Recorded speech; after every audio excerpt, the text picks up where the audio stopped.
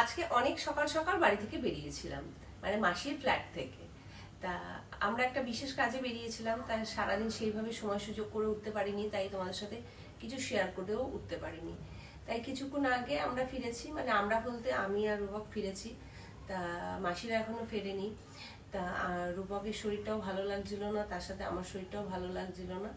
তা মাসিকে বললাম যে আমাদের শরীরটা ভালো লাগছে না। বলছে ঠিক আছে, তাহলে তোরা বেরিয়ে যা, আমরা একটু বাদে আসছি।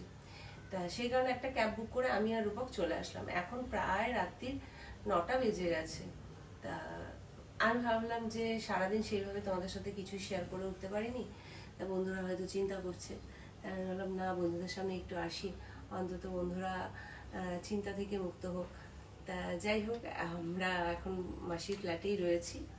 তা এখনো রান্না বান্না কিছু হয়নি।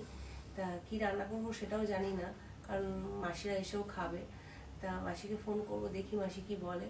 তা সেরকম হলে একটু ডাল সেদ্ধ, আলু সেদ্ধ, ভাত করে নেবো। তা চলো, আবার পরে আসছি।